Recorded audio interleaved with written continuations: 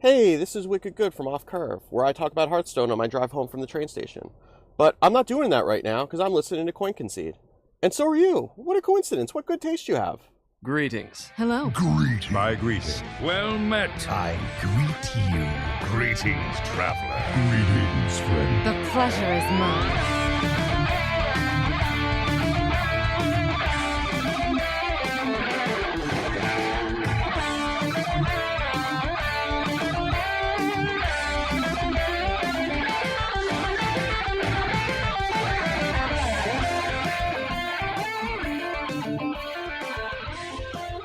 Hello, everyone, and welcome to episode 113 of Concede, our Hearthstone podcast dedicated to making the competitive side of the game more accessible to you. My name is Kenny, and I go by KCCO Gamer. And joining us from Gadgets and New York, we have Ridiculous Hat. Yes, we do have him. Me. Hi. He survived the turkey dinner galore. But I've been changed forever, or at least I was changed for that afternoon until I took a very nice nap. That's what turkey does to you. Yeah. At least molecularly, or not molecularly. There's a chemical compound, but if I'm being honest with everyone here, I think this was mostly a volume issue, as opposed to a chemical reaction. Yeah. Well, let's hear from Karazhan, California. We also have Bonicus with us. Bonicus, what's up? Hey guys, I survived my baked potato. That was delicious. Can you imagine not surviving a baked potato? I mean, if you have a potato allergy, it makes sense, but I'm just envisioning this, like, you try and bite a potato and instead it bites you, like, I don't know. That'd be Sounds terrifying. Like my nightmare. Ugh. Now I'm scared. Thanks, Bonicus. It was a good holiday, and I hope everyone else had a good Thanksgiving. At least here in the United States, other people probably weren't celebrating it, but that's okay. We love everyone across the world who's listening. So let's keep moving. We have a lot of cards to talk about this week, and I just wanted to take a short second to say Concede is supported by you, the listener. So if you'd like to find out how you could support us some more, receive some rewards in return, go over to our patreon.com/CoinConcede website, and you'll see how you can do that there. All right, so let's get to talking about our ladder. Let's start with Bonicus. Well, this was another pretty good week for me. I was grinding out the ladder over on Asia, and I hit Legend on Sunday. So I've been just kind of grinding with Zoo Warlock and doing pretty well. I was kind of letting my US ladder decay a bit, and I played one game today, happened to be against Monsanto, and I was victorious. And so still staying up there a little bit, not playing a whole lot over there. I'm not really sure what the plan is for tonight and tomorrow, but currently sitting around 150, 160 range. Might try to push for top 100, might just kind of leave it and get ready to start grinding when the month rolls over. What number were you at when you hit Asia Legend? Like 1,000 something, I think. Would you I say don't really know. More Legend in Asia or US? I think less. I feel like there's a lot of Legend on US server right now, but I don't really know, if I'm being perfectly honest.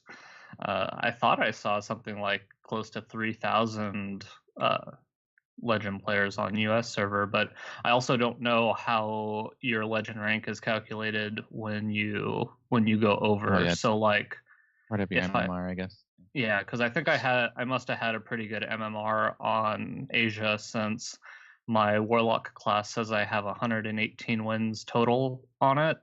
And I definitely had at least like probably 20 to 30 before this month. So I'm assuming that I was anywhere between like 125 games and 150 games to Legend on Asia this month. Well, awesome week for you. Congrats. Yeah. I feel like you got to talk about this on the podcast last week, but I guess it was just on Discord. Well, I did get to talk about it on a podcast I guess kind of this week, but we'll get into that in the shoutouts. All right. I'm sure we'll get to it. And let's talk with our other legend player, I assume. You assume correctly. We're going to, yeah. All right. Whoa, legendary! So I took a month off of hitting Legend last month.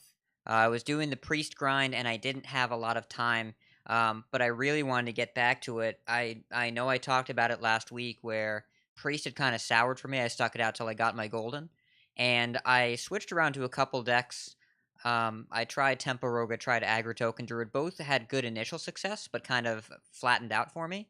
So I found an Elemental Rogue list that I had initially been kind of hesitant to try. This one hit #1 Legend on the Asia server, and it was a little different. No South Sea Captains, no Edwin Van Cleef, and it played, yeah, I know, right? No Edwin is weird. For those of you that are audio listeners, Bodicus made a face that all Rogue players make when you say no Edwin Van Cleef. It's like looking at it's like looking at a peanut butter and jelly sandwich, except the peanut butter and jelly are on the outside, and the person is just trying to give it to you, and you're not sure what to do. It's that kind of face.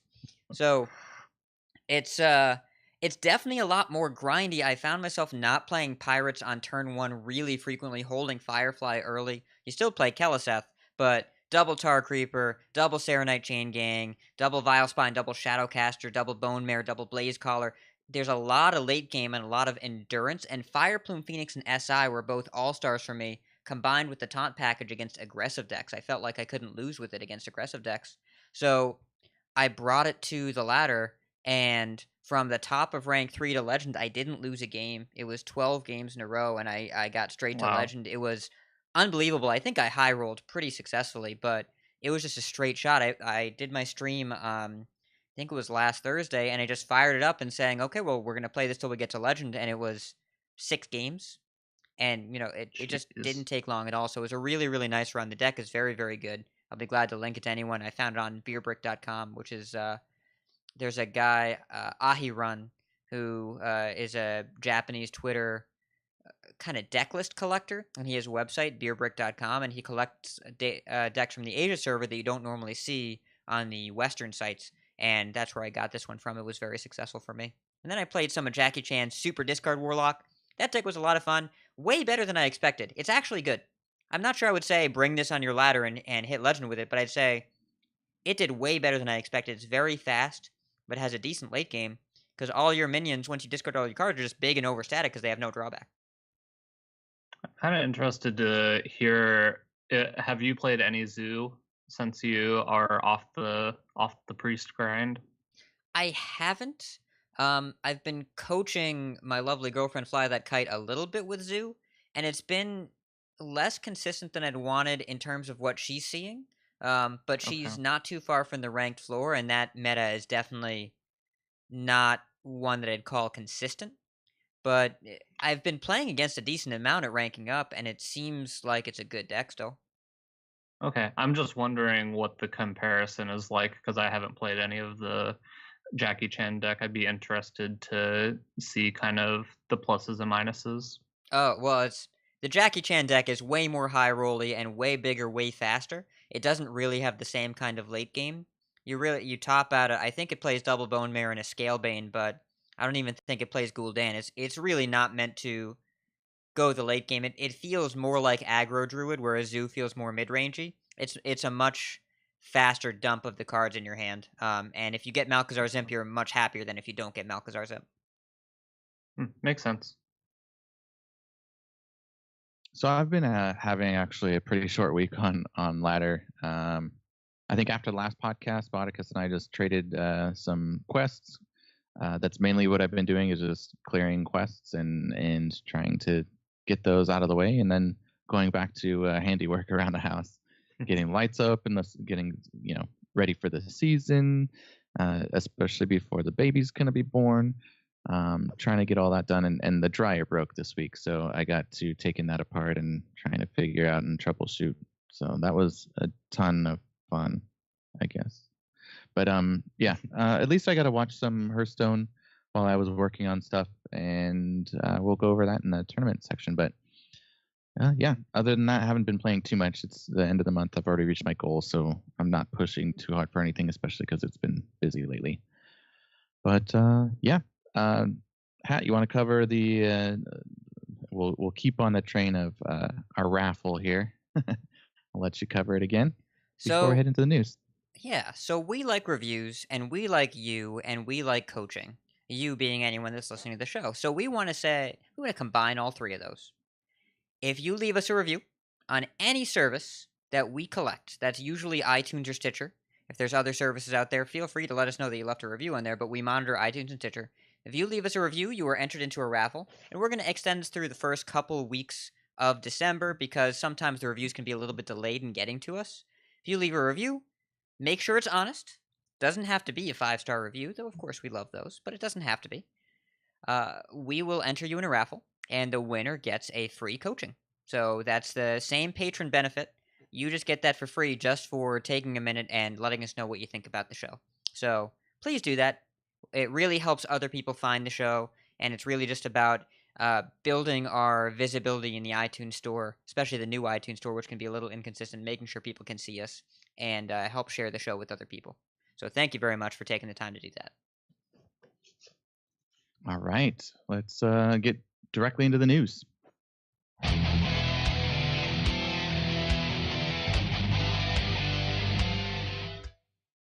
All right, so the big news this week is that we got a release date and announcement of rewards for the next set.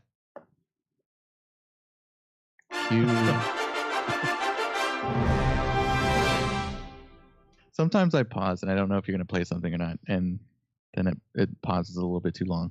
You've got me figured out, but I've got all these buttons now. I might be my own greatest enemy, shiny. adding all these bumpers. Now it's just like, I gotta find the perfect one. I wouldn't want you to announce that and then play the sad trombone. That'd just be bad for everybody. That's true. You're like double checking, triple checking.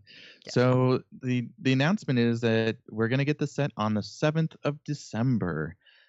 So beginning December 7th, we're going to be receiving the new expansion. We're going to go into the unexplored underground dungeons and catacombs, which is actually really pretty cool. Let me go over some of the rewards here, and I'll get your guys' views on it. So after you log in, after it's released, you're going to get 3 Kobolds and Catacombs card packs, just straight up right away, and then also a random legendary weapon card.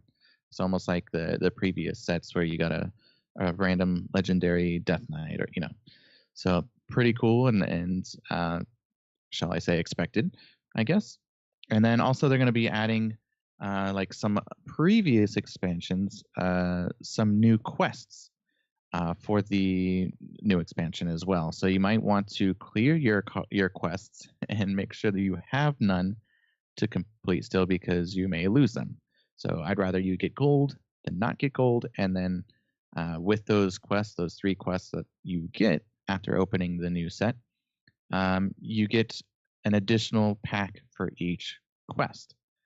So seems like a lot of fun. Guys, I'm going to start with Hat this time. What do you I guess, what are you most excited about? Are you looking forward to the dungeon runs? You're asking me to choose between a free legendary, free Who's your packs, favorite or a child? free game mode. Do I have to choose, Kenny? I guess not. Okay, well, I'm going to choose anyways because you asked me to, and I listen. Sometimes. I think, honestly, dungeon run. I think there are times when I'm in the mood to play Hearthstone, but not no matter how many times you play Hearthstone, a single game can be stressful. Playing a really close game, playing a high ladder game, even just ranking up, you don't turn your brain off. It's not quite the same thing as loading up. The comparison I use is World of Warcraft. If you load it up and just putter around and do a world quest here or there, it's on entirely muscle memory. There's very, very little that you're doing that is really active contemplation, and it doesn't engage you quite in the same way. But sometimes, if it's right before bed, I'm not necessarily looking to get engaged. I see myself doing a dungeon run pretty regularly, just launching it just when I want to play a game, but I don't necessarily want to commit to ladder grinding. I think it'll be really nice to have that option, to have that replayability, just something to do. And it's going to be a lot better at a doctor's office or on the train where I'm not so sure about my connection. I'd much rather Yeah. play a mode like Dungeon Run where I don't have to stay and finish the game. If I lose the game, it's not a big deal. Maybe if it's the 8th boss, but I can just fire it up and I'm not worried at all about the connection. I'm not worried at all about anything other than having fun. I think that has a lot of value. Yeah, it's not like the arena run where you're gonna lose. You lose, and it's you can't get it back. I think that's even worse than ladder. If ladder is just more time to get back to where you were. Yeah, But, and there's that sense of perceived progress in the ladder, and when that gets Mm-hmm. taken away from you, when you bounce back down, you lose a couple games, it hurts. With Dungeon Run, it's really like, how far can I get this time? How good is my deck? What does it feel? Did I get the right cards? Did I get the wrong cards? Can I get really far with a crappy deck? Do I get knocked out early with a better one? But you're not really looking for anything except to kill some time. I think having that option in the game really means a lot. I'm really looking forward to having access to it. Great, and you, Bodikus? I am definitely looking forward to the 3 free card packs. I think kind of everybody is. Normally I would actually say the free legendary weapon because it's a legendary, but based on some of the cards that have been released since the last time we talked about them, I'm starting to get real excited about some of the new possibilities from the new set. So I can't wait for all of these 53 packs I currently have, just sitting there waiting to be opened. I enjoyed the card packs, but I guess I'm most excited for the dungeon run. So I think it's more for something different than what you're saying. Although everything you said is very valid, I'm looking forward to the insanely good cards, the insanely good treasures, and other things that come along with it that you don't get to normally play. So yeah, I'm looking forward to it, and I can't wait. I don't know what I'm more excited about. Okay, I'm more excited about my kid coming along because finally, right? So yeah, there's that. That kind of goes into the next piece of news here. So there was a YouTube video that was released with Dave. I call him Dave Kosak, which goes over the dungeon runs.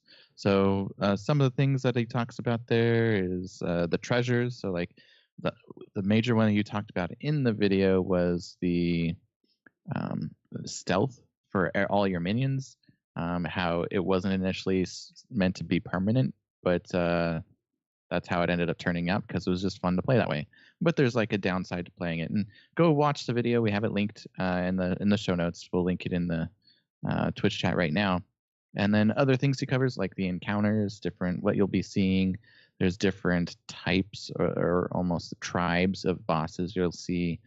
A pretty cool video, but I can only take so much cheesiness from one person. It was hard for me to sit through BlizzCon while he was reading all the poems and stuff, but that's just me. I don't know. Others feel the same way. I think I was the only one that got a chance to watch that, so I hope both of you get a chance to watch it. And then the last thing I was going to mention here, the Tale of the Fox. They had part 2 and part 3 since our last episode. Again, kind of just filler. If I were to say anything, if you're sitting there on the 7th waiting for the patch to be released and open cards and everything, it might be fun just to go in there and set the mood by reading the stories. There's going to be a part 4 between now and when the cards are released. So that is that. That pretty much does it for the news this week. Any other comments you guys want to talk about that I didn't add here? Or maybe you do have a comment about the dungeon runs? Anything else? Nothing from me. I want to watch that video real bad. Yeah, I do want to watch the video. I'll make sure you guys watch it after the show. Yeah. Also, news, we have 41 new cards. So, by the way, there's more. Yeah, if we didn't mention that earlier, I mean, that is the news too. So we're going to spend a lot of the time on that. But something new this week, we're going to be covering a wild tournament, like we mentioned last episode. So let's get straight to it. Pat, take it away. It's the grand tournament!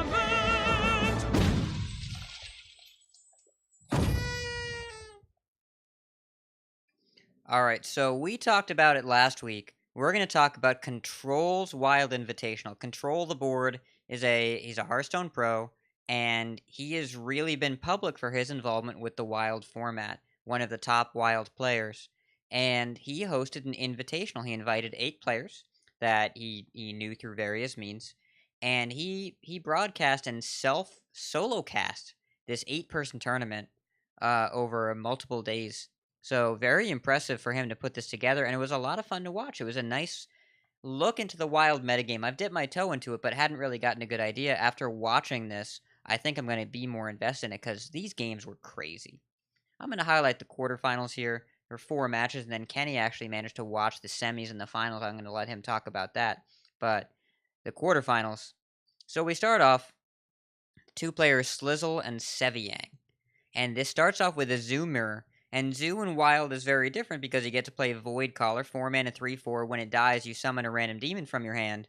And most of these decks play Mal'Ganis, which is a 9 mana 9/7 that gives all your demons +2/+2. And by the way, your hero is immune and cannot take any damage while it's around. So the early draws, both decks are composed of the same cards. They play pretty similarly in the early game. They trade. The draws are kind of awkward. Both of them have kind of awkward turn 5s. And then Seviang top decks Mal'Ganis with a Void Caller on board, pops it, and all of a sudden his board is huge, and he casually has a turn 6, 9/7, and all my demons are bigger than yours, and I can't take damage. So that's that game. Slizzle fights back in game 2. He's got a turn 1 Keleseth, turn 2 Corsair into Flame Imp. And Aggro Shaman doesn't really have a good answer to turn 1 Keleseth, and the turn 2, 1/2, make a 2/2, and play a 3/2, and just completely controls the board for the limited amount of time that game is played, which is not very much. I think it ended up being 5 or 6 turns. Then they switch into Priest on Priest. Now, one player has a Big Priest, one player has a Raza Priest. Slizzle, with the Big Priest, turn 3 Barnes. Now, in Wild, you don't just get any minion, you get Ragnaros the Fire Lord. And so it gets a 1/1, but this 1/1 deals 8 damage to the opponent as soon as it's summoned. Turn 4, there's a little card called Resurrect. 2 mana, get back a minion that died. It gets an 8/8 Ragnaros. That's big. Doomsayer and Dirty Rat don't really counter it very well because Shadowward Horror kills both of them. Seviang needs to Reno on 6 when he top decks the Reno, restores his health back to 30, then manages to clear the board with a Dragonfire Potion, so he only has to deal with the top deck Lich King. He manages to deal with the Lich King, top decks a Kazakus Potion, draw a ton of cards, but the last card in the deck, card number 30, is Raza. So even though he has all the other tools in the world, you need Raza to finish the game. He can't turn it around and he gets purged by fire. Token Druid continues Slizzle's push, and Raven into Corsair with Mark, into Roots plus a buff for the board. That's a lot of pressure early on. Dragonfire Potion clears it, but then Slizzle's response is Jeeves, which is a 4 mana 1/4. It says at the end of each player's turn, if you have less than 3 cards in your hand, draw up to 3 cards. Turns out that's really, really good in a low-curve aggro deck, and after the Priest spent their Dragonfire Potion, Light Bomb, which is the wild board clear where each minion takes power equals to its attack, not very good against a 1/4, especially not when that 1/4 keeps drawing Slizzle cards, up to 3 cards. Usually it's 2 cards a turn. Savage Roar wins, Slizzle goes 3/1 and continues on to the semis.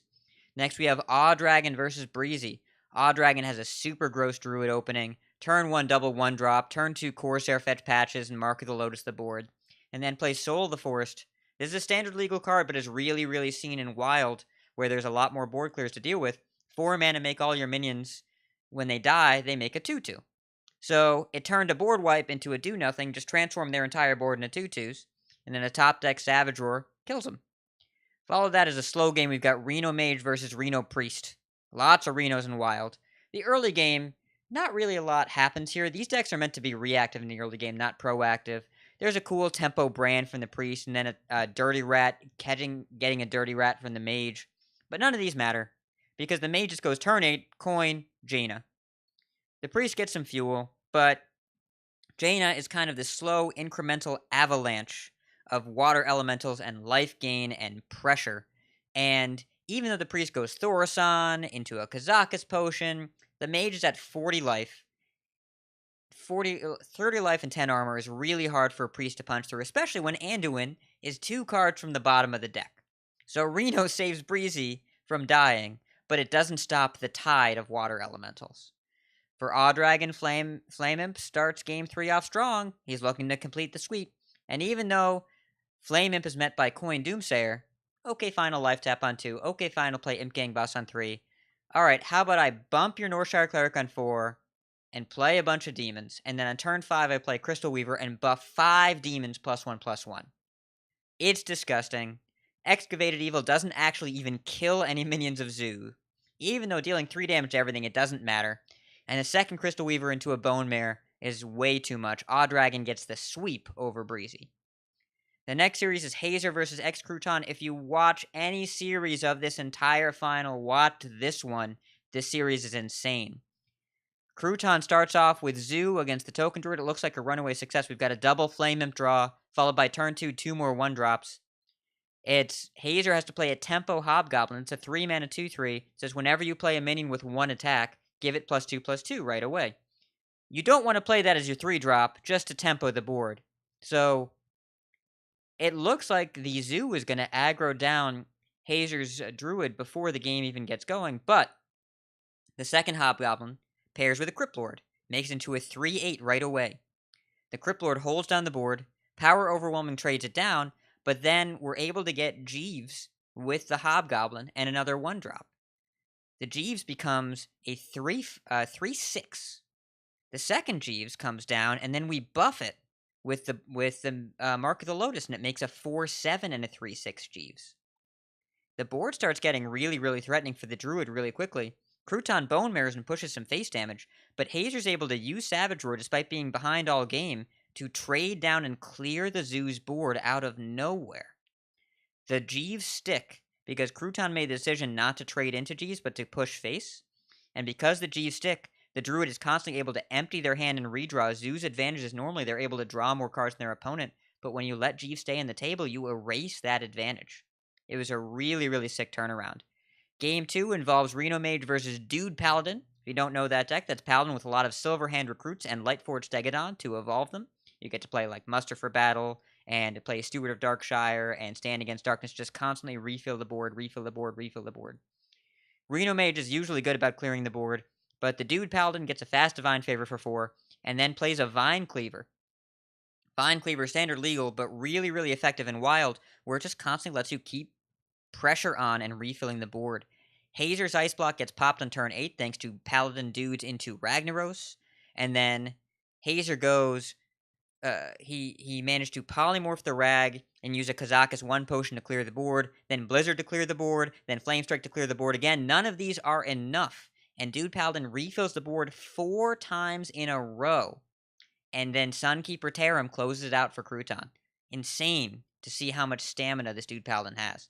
Hazer switches to that deck himself for Game 3, turn 1 Flame Imp into turn 2 Keleseth is somehow nowhere near good enough against Paladin, because the Paladin goes turn 3 Muster, turn 4 Knife Juggler, go lock a Crawler your South Sea Captain, turn 5 Second Juggler, 2 more minions, and by the way, I'm on the board and you're not ever again.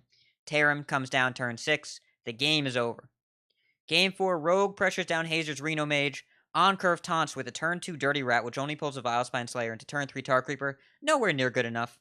On-curve Pirates, on-curve SI Agent with Backstab, on-curve Cairn. Mage takes the Cairn and follows up with a Doomsayer to control the board and stick Medivh the following turn. And so the Rogue says, okay, you got a Doomsayer up, Leroy you. Next turn, Deckhand Coldblood you, you're at 2. Next turn, Dagger you. Next turn, SI past your taunt, you're dead. Go to game 5. Well, it's a really crazy game. Game 5 is Zoo versus Reno Mage. Now, the Zoo draws patches. You don't want to draw patches. Flame Imp gets killed. Tar Creeper gets killed. And Kazakus comes down on curve into a book for a Torch and Arcane Blast to kill Dreadlord. And the Zoo is not able to do any damage. The Reno Mage is at 28 life here. 28 life on turn 5 is not what you want to see when you're a Zoo deck. Meteor comes right off the top to kill a Doomguard. And Zoo just keeps drawing 1-drop into 1-drop into 1-drop. Jaina comes down at 23 life. That Jaina is just way too much for the Zoo to deal with. Blood Reaver Gul'dan gets back 7 demons. Flamestrike kills all of them except 1, which then gets turned into a water elemental. and the Reno Mage completely locks up a crazy series for Hazer. 3-2, very, very nicely done. Got one more series, Bananaramic versus Raffle. Now, Bananaramic's Priest is a combo tempo priest, where it has Inner Fire and Divine Spirit along with the Akanai package. This priest takes the board really early against Aggro Shaman. Thanks to a really weak draw from Raffle, you get a turn 1 Norshire into turn 2 double Zombie Chow. Norshire gets turn 3 Lava Bursted. Turn 3 Lava Burst, not what you want to be doing as an Aggro Shaman. The Aggro Shaman draw, I could not describe enough how poor it is. So the priest looks down and says, I've got 2 Zombie Chows, turn 4 Akanai, start attacking you. And Zombie Chow, if you haven't played with it, it's a 1-mana 2/3. When it dies, heals your opponent for 5 life. If you're an aggressive deck and you have an Akanai Soul Priest down, all of a sudden that's 5 damage, not 5 life. Shaman can't get on the board, and the priest is able to attack down the Shaman super quickly, heal their own Zombie Chow to kill the opponent with 5 damage to the face. Very impressive showing. Aggro Shaman fights back for game 2 against the Rogue. There's a turn 2 Flame Tongue with a Pirate into a Feral Spirit's much better draw. 4 mana 7/7 is able to trade down the board. A top deck Eviscerate takes care of it, but Raffle sticks a Totem Golem, and by the way, his hand is 2 Lava Bursts, and his opponent life total, when it gets to 10, actually they're at 0. Raffle's Aggro Druid is off to the races. 1-drop, 2-drop, Crypt Lord, buff again, and the Murloc Paladin he's against, no equalities, just a Consecration, which is nowhere near good enough when you double buff a board of big Druid butts.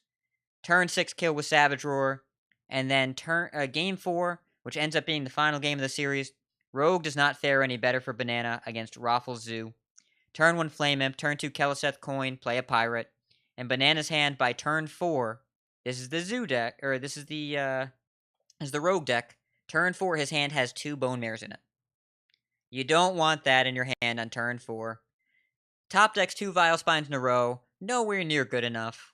There's no action going on here, and Raffle takes the series despite starting down 0-1. Now, I didn't get to watch the semis, but Kenny, you sure did. You want to tell us how it went? Well, first of all, from what you were talking about, it sounded like there were a lot more questionable plays in the quarterfinals than in the semis and the finals, I'd have to say. The decision trees were... There were major choices and splits in how the game played out. There were some choices that definitely seemed a little funky. There was actually the Crouton versus Hazer match, which was definitely the craziest match. There were a couple times where Crouton wasn't able to get all of the attacks in before the rope.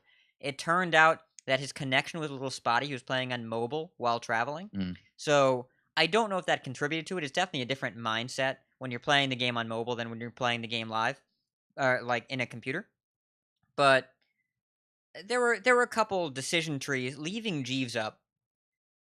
I don't care what deck you are. That card is terrifying. It needs to go. So I understand the logic of push face, the game will be over before it matters, but Wild Aggro Token Druid is able to get in the board with so little, just give it a small opening, and all of a sudden you can never get rid of their board.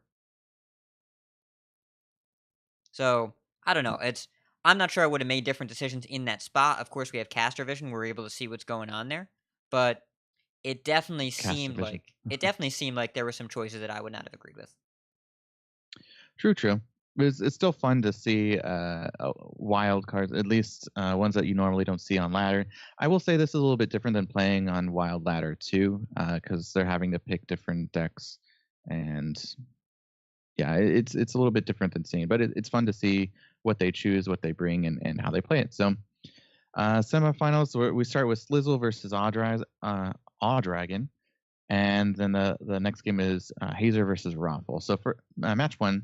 Starts with Awdragon versus Slizzle. So Slizzle takes... I hate the word Slizzle, and especially the way Control says it with both with a lisp. But all right. So Slizzle takes an early lead with his Token Druid, and he did block Awdragon's Void Caller play. So Void Caller, I don't know if you guys see Void Caller very much, but in Wild, Void Caller is it was a 3-mana 3/4, right? 4 mana. You mentioned no, that, not right? 3 mana. Or 4 mana. So 3 mana. Sorry, 4 mana. 4 mana 3/4. Death Rattle, put a random demon from your hand into the battlefield. So he was basically waiting to pull out his Doomguard, but it turned out that Slizzle threw out his 1/5 taunt minion, and he couldn't get his board to drop and kind of take the lead there. So since he threw down the taunt, he kept growing the board and pretty much ran away with it. Ended up taking that game because Dragon couldn't get any value from his Void Caller. So Dragon takes the next 3 games with his Token Druid, Reno Priest, and Zulok, with Slizzle nearly missing game 3 by getting Dragon to 2 health. Having board clear and top decks keep Dragon alive. So in essence, he got him down to 2 health. He had board clears and his Death Knight to get some more armor and more, in essence, more health. And Slizzle couldn't really come back from that with what he had on the board because of the board clears and just Priest being Priest. So Dragon sweeps his 3rd win handily with a perfect hand to start the board off that got out of control. So he ended up sweeping him with the last 3. He ends up going to finals. Match 2, we have Raffle and Hazer. So Raffle couldn't stop Hazer. He went 1-3. If you see what I did there, that was for you, Hat. So Raffle starts off with a Recruit Paladin versus Token Druid. Hazer takes an early quick lead with value from his early board. Hazer did choose a Recruit Paladin for the mirror matchup and extended an early lead with a sticky Juggler, which definitely helped keep the board clear. I think he had a Juggler, and then he had Muster for Battle, and then he was just like juggles galore, just sniping everything down on his board. It was pretty out of control, and he didn't have anything really to answer. He didn't know Consecration because,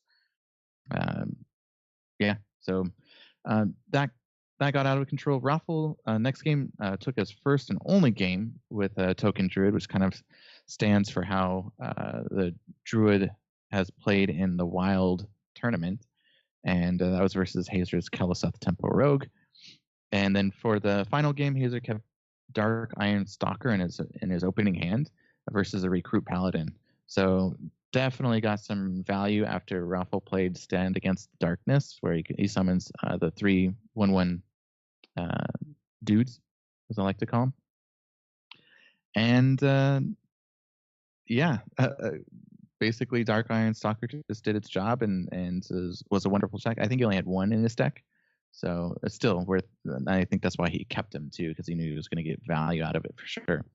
So Raffle couldn't. For us who don't play a lot of Wild, what does Dark Iron Stalker do exactly? I think I remember the card. But... So Dark Iron Stalker is a 5-mana 4/3. Its battle cry is deal 2 damage to all undamaged enemy minions.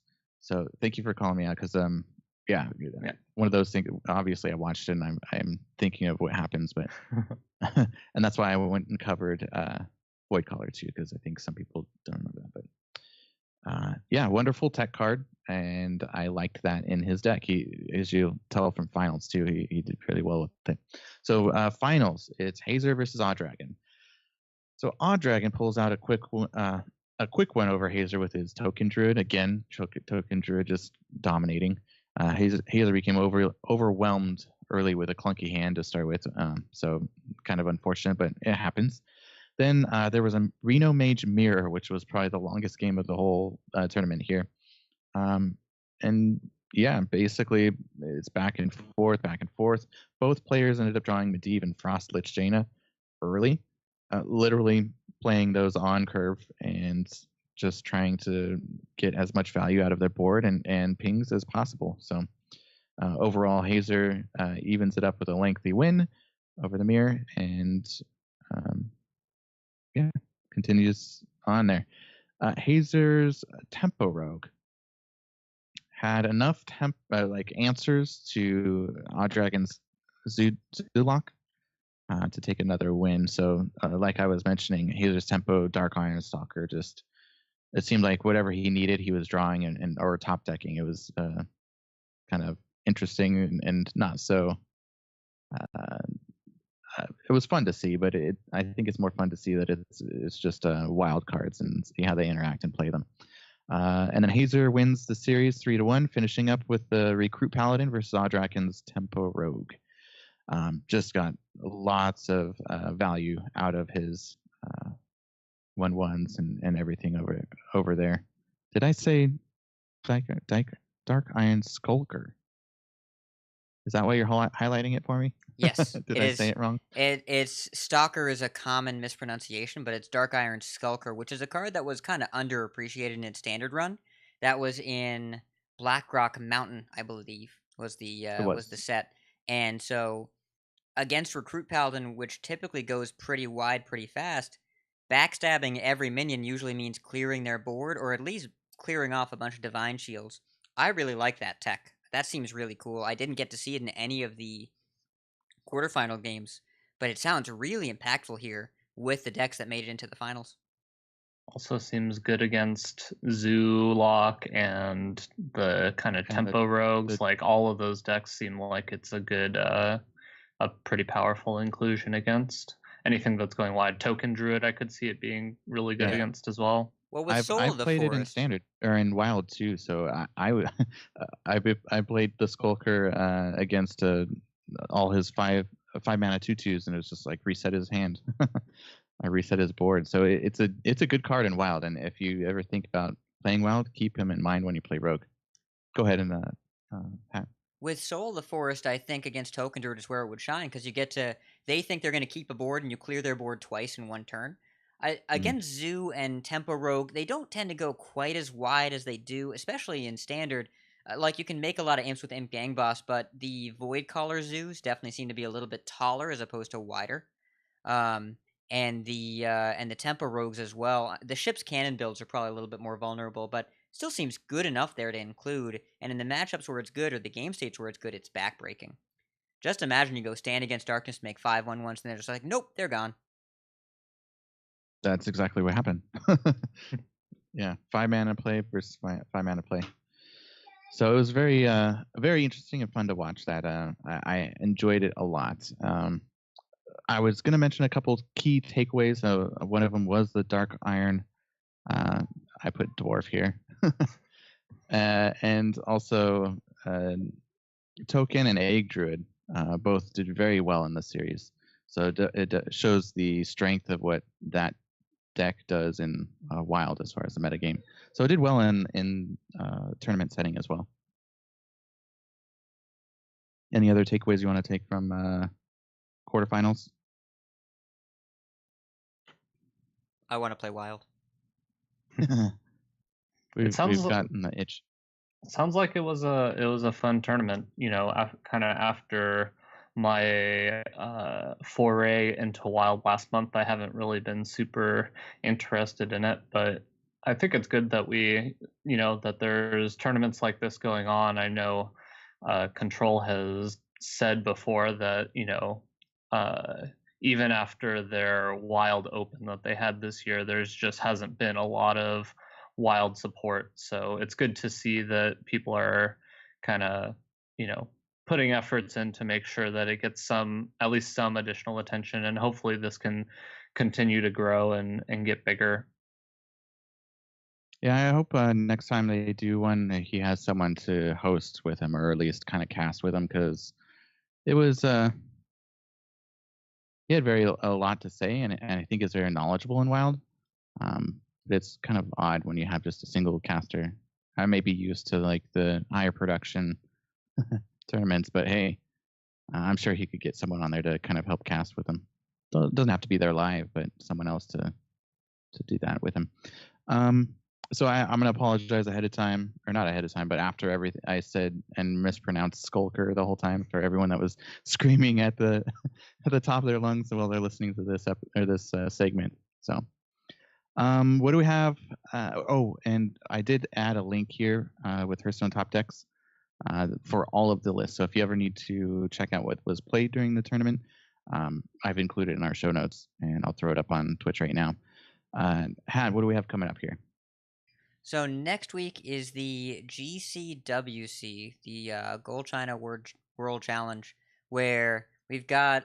Remember how we said last week at the end of the Trinity series that Planet Odd was unable to play in the finals of the Trinity Series. They're actually in China right now playing the GCWC, casted by one Cora Songbird, who is not here right now because she's in Shanghai.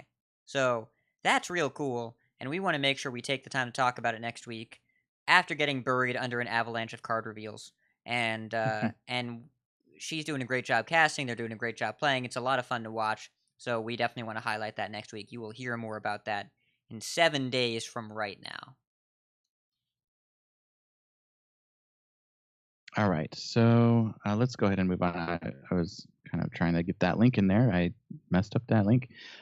So let's go over the thank yous. Had, I'm going to start with you so you can also talk about the raffle too, and you can cover the first one.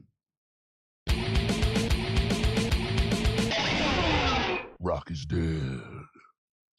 So, talked about it before. Leave a review. Be honest. It doesn't have to be 5 stars. It just has to be any kind of review, and we will enter you in a raffle for a session of coaching. Runs through the second week of December because we want to make sure we capture anyone that enters late if we miss them. And of course, Kenny would make me read this first one. It's from Tequiza from Canada. It's titled Hat Rules. Aw.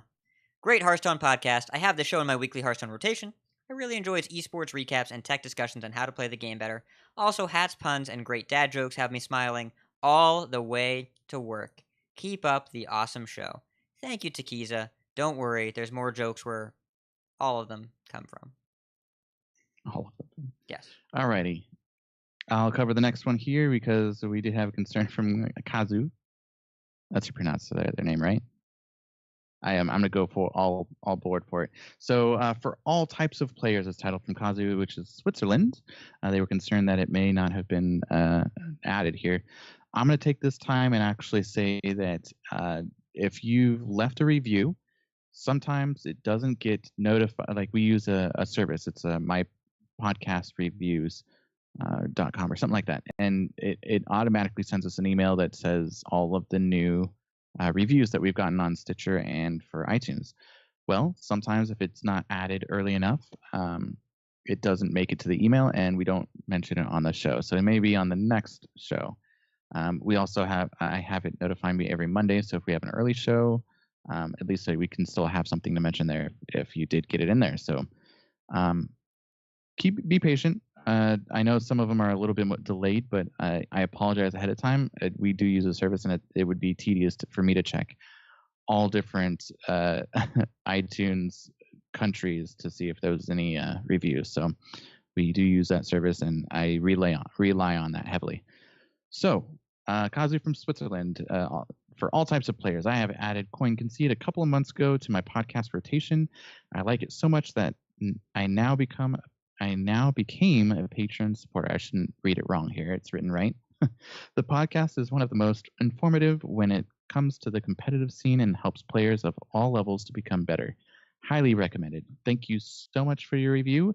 We do appreciate it, and we are taking note of those that are leaving reviews and those that don't want to be considered for the raffle. Some of them already receive coachings. So thank you again. And I'm going to have Bodicus cover the Stitcher review. We have 3 this week. Oh, great. Okay, so we got a review from Stitcher by Startline from the USA. It says, fantastic podcast. Great chemistry between the hosts, which makes it an enjoyable listen. The balance of news, meta, strategy, and deck list discussion is perfect. I am not a wild player, but I appreciate that the show covers that side of the game pretty in depth and provides me with some interesting insight about it. These guys are super knowledgeable, and whether you are a casual, high-level Legend player or somewhere in between, they have plenty to offer. Thanks so much, Startline. That's actually good that we got that for this episode too, covering Wild so much. Usually we don't, but I'm hoping I can bring that side a little bit more. As you notice, I'm not a stickler. I'm not really good with names of cards, so I fail on that side. But hey, if I see it, I know it, and yeah, I'm gonna kind of give you a little insight about me. I'm the same with everything. Like if you I hear a song and I know what it is. If you ask me what the title of it or who sang it, I could not tell you for the life of me. So I don't even know the words to songs. I usually listen to the music. I'm pretty odd like that. And my son is trying to say goodnight, I think. So I'm going to kick it over to Bonicus for our explanations, which is going to be cards, cards, and more cards.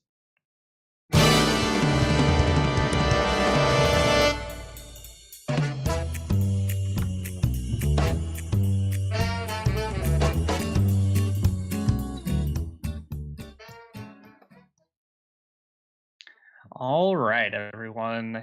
This is what I come to the cast for. This is what I'm super excited about. There's obviously a lot of other things I'm excited about for the cast, but I love new cards. I can't wait to talk about these. We got a bunch to talk about, so I'm going to try to go through them fairly quickly, especially ones that maybe not as interesting as others. But anyway, let's just kick it off. We're going to try to go quickly. We'll start with some neutral cards.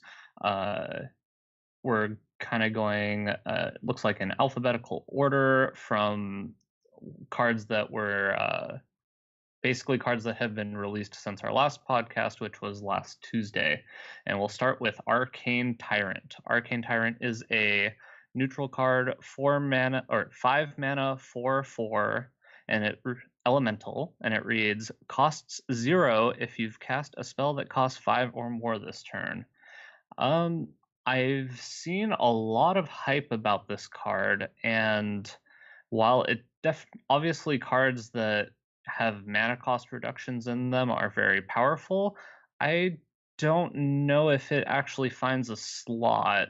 I've heard a lot of people talk about this in Big Druid, that you can slot it in there, and while I agree at being able to keep your hand kind of being able to manage your hand size is important. I don't know if just a 4/4 in that deck is what you want to be doing. Do you think I'm not giving this card enough credit, Hat? Free is great because it's free, but this isn't free. This is included, and there's a very important difference. If this said, if you play a spell that costs 5 or more, this costs 0 for the rest of the game, or change the cost to 0, I'd get it. But you look at all the spells that, the minions that are really good when they cost nothing, Thing from Below, Arcane Giant, all the giants, it's because their cost diminishes throughout the game, and you can choose when you play it, even Cabal Crystal Runner. This, you have to pair it with some other 5-mana spell. Now, I could see going Brawl double Arcane Tyrant, sure, I get it. But it needs a very specific board state to be set up for this to be effective, and if you don't manage to play a spell with it, it's really bad. So, I don't know, you'd have to have a pretty high spell density, want to draw this, want to play it, and get value from a 4/4 that otherwise is just a below statted minion. It's a nice add-on to another spell, but I feel like it doesn't contribute to any major strategy that I can think of where it's more valuable than some other card you would play. Yeah, I kind of in my mind equate it similar to like a Happy Ghoul, which I thought was going to be significantly better than it has turned out to be thus far. I was like, oh man, that just fits right into Priest. If they play a 1-drop and hit you, you just get a free 3/3 and then get to heal your face. But it doesn't really end up playing out like that more often than not. So I think this is going to be a card that looks very powerful at the start, but as with a lot of these cards, we're going to kind of have to see if you can find a spot for this in the deck, because it still takes up one of your 30 cards, and with the card pool being as big as it's going to be, each card slot has is important, so you got to have the most powerful card in each slot. I don't know if this one fits in there. Do you have anything else to add, Kenny? Is Kenny? No. Yeah, I'm here. Not going to really add much here, but I'm just curious for the future. How much time are we going to be spending on per card? Are we going to get rid of some cards at the end here? Or? No, that one specifically, there was a lot of hype about it. We'll go quicker over some of these other ones. Okay. We're trying to average like 60 seconds on each card. That one I figured would take a little longer. Plus, just when you get started, I'm takes kind a of little longer. on the feel of Hat where it's this turn. Yeah, and it takes up a card slot, so I'm not sure if you really need this in the card in your deck. So that's just my thought. Okay, let's get into the next one. It is Furbolg Mossbinder. It is a 5-mana 1/1 with Battlecry. Transform a friendly minion into a 6/6 elemental.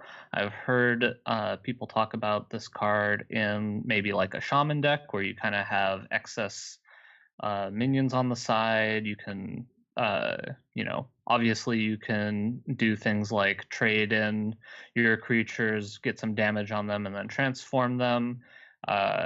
This card to me just seems like a one in a long line of let's make Evolve Shaman worse.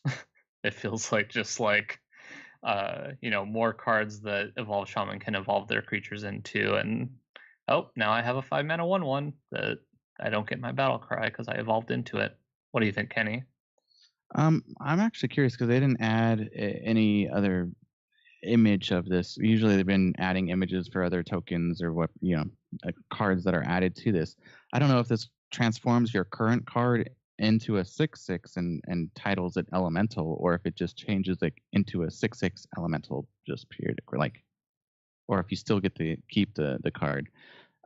I assume it's the latter of the two, where it just changes it to a 6/6 and changes it to an elemental. You don't keep the same card, but Yeah. I don't know. Maybe elemental heavy decks, especially mage. Maybe I don't know. Yeah, but it I doesn't wouldn't be give throwing it. it doesn't give you the elemental trigger, which I think is what you would want from something like that. It should work that Well, way, Kenny. It had the for Frost transform Chain. word is a giveaway. That means it makes it into a new card. Anytime you see Okay. transform, it guarantees transform it into a new card. But I don't know. I It's assume Alright. I assume it's somewhat similar. Have you guys played the Brawl this week? I've not yet. I So how the haven't, hand but I've work. been reading about it. I think it works like Tink Master. That it's like a targeted Tink Master. Yeah, that's Because the a brawl this better week is analogy. unfortunately super buggy with death rattles. Huh. Oh, it is? It's if you have just a single Savannah high main, it makes a 16/14 because it eats the high main twice. Huh. Super buggy. Not supposed to work that way. That is weird. But hey, if No, you're it's playing not. Tavern Brawl this week, put high main in your deck. It's real good. Anyway, I don't think there's a whole. Or do you have anything else to add? I don't know if there's a whole. I think there's whole lot to something talk about with here. this I card. don't know. Okay. Like in Evolve Shaman, I think you could actually play this. If you're planning on having a wide board of crap, this makes a thing that does not die to Dragonfire Potion the turn before Dragonfire Potion comes down. I Yeah. don't know if you have room for it, but I think it's something. You might actually play this Okay. over Bone Mare in that deck because it evolves so well. It transforms a minion after you get to attack and value trade with it. It plays out of range of Dragonfire Potion. I think the elemental part is a red herring. I think if you view it as 5 mana 7/7, there's something there. And you get to evolve it into something bigger. I don't know if it'll see play, but I think that there are worse cards that have seen play. Arena. Okay. Value. All right, let's keep it moving. We have Grand Archivist. It is an 8-mana 4/7 epic card, neutral. At the end of your turn, cast a spell from your deck, targets chosen randomly. The stat line is obviously pretty bad on this card. If you can set up your deck to be able to only cast awesome spells like Flame Strikes or stuff, then maybe it does something. But when I think about that, I'm like, Mage, how am I gonna only have Flame Strikes in my deck? So maybe there's something there I haven't thought of yet. Have you heard anything on like the Twitterverse of people talking about this card, or do you think it's just kind of fodder?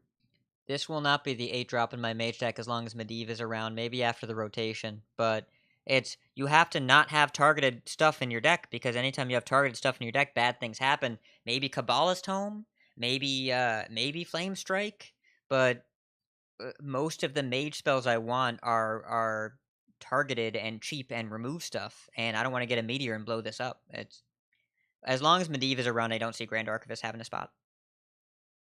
Yeah, I mean, I would say Quest Mage probably has the most I don't think it has any targeted cards, but I don't think you're playing an 8-drop in Quest Mage, so I think that's kind of a moot point. Any ideas, Kenny, that we haven't come up with? No, the only thing I see is the 4 attack is good against Priest. Yeah. I was thinking Big Priest. It's not really big, but it's something that would be. And again, I'm thinking of Wild, where you see a lot of priests, so it's a big butt. It's an 8 mana cost, and you can play other spells in your deck, like a Resurrect or a, all those types. That's my only thought when I first saw it. Maybe it goes in like a budget version of Big Priest. Yeah. I could actually kind of see that. But let's keep going. We got Hoarding Dragon. It is a 4 mana 5/6 dragon with Death Rattle. Give your opponent 2 coins. Obviously, this card is kind of a callback to the other dragon. Hungry. Come on, you guys know. Hungry Hungry Dragon. Dragon. 4 mana 5/6. Give your opponent a random 1-drop. Yep, but this seems quite a bit better to me because, I mean, obviously, Death Rattle, they don't get the value right away and be able to attack with their 1-drop. But, giving your opponent 2 coins is also quite powerful. I would love to have my opponent play this against me and then be able to, go coin Vilespine Slayer in my Miracle Rogue deck, but that is living in Magical Christmas land. Hat. What do you think about this card? Can you think of a spot, a deck that could find a spot for this card? I'd rather have 2 coins than a 4 mana 5/6 in almost every deck that I want to play. I think the drawback here is worse than Hungry Dragon. I think this card is a huge trap, and if you have a deck that you're trying to overwhelm with a fatty minion, giving them 2 coins lets them catch right up. I like the theme of it, like a hoarding dragon having 2 coins, and this expansion. I like the lore, I guess, or the theme of it. But trying to say he's like Smaug, or is that how you say? Is that how you say it? I probably just freaked out a bunch of Lord of the Rings fans because I said it wrong. And cool art on the card, but yeah, we can move on. All right. So Hungry Etten. Okay. This might be Hat's favorite card, I'm guessing. It is a 6 mana 4/10. That is a very large butt. And it has Taunt with Battle Cry. Summon a random 2-cost minion for your opponent. Yeah, I don't know what to think about this card. That is a very large butt. What about It's so big. Yeah. It's Do you think a 10 butt makes the cut, Hat? so when you used to play Twilight Drake into Sun Fury Protector in Handlock, which would make a 4-attack minion with a big butt and taunt. This does that for you. You give your opponent a little something. I could But see it's you. only 1 card. Well, it's only one. Well, it's 2 cards because you're counting the one you give to your opponent. Yeah, okay. I think there's something here. That's a lot of taunt for 6 mana. It's effectively 6 mana gain. What your average 2-drop is going to have between 2 and 3 attack. 6 mana for a 4/7 taunt. I don't know. It's a little understated when you put it that way. But I think if you have some kind of presence on board, I don't know. There might be something here. I've seen. I think there's a chance this could see play, but I also think there's a decent chance of this seeing play early on and people realizing we have better options already. Like Tark Reaper makes taunts so much. Like Tark Reaper and Serenite, you have to be better than those. Though if you play this on turn 6, then Bone Merit on turn 7, that's a lot of butt. That is a lot. That's an 8/14 on turn 7. Oh yeah. I don't know. I think What do you think, Kenny? Well, Hat made hit the point that I was going to make. The only other thing I can think of is that I wouldn't mind summoning this minion, this 6 mana cost minion, like some cards do. So you get the Battle Cry drawback taken away from it being summoned for you. Yeah, so I guess this is the reverse making Evolve Shaman bad card because it makes Doppelgangster Evolve even better. because evolving into this card is probably a giant beating. As opposed to the 1/1, whatchamacallit, from last set. Yeah, as opposed to, oh man, I just had Racketeer, right? Yes. Yeah. All right, let's keep going. We have King Togglewaggle. It is an 8-mana 5/5 that says Battle Cry, swap decks with your opponent, and then you give them a ransom spell to swap back. The ransom spell is a 5-mana spell that says swap decks with your opponent. So the thing that I heard, which I think is very meme-tastic, is fill your opponent's hand with up to 10 and then play Togglewaggle so that they don't give the they don't get the ransom card, and ideally give them like no cards in their deck or something.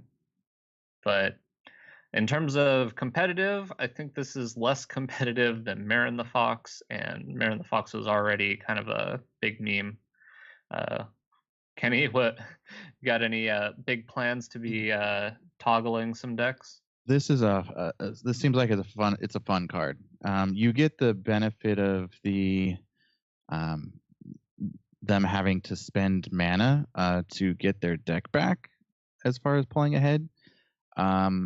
You could probably, and like you're saying, if you're playing against a Reno deck, that would be very interesting. But yeah, I'm gonna leave the comments here to Hat, because I'm sure he's got some.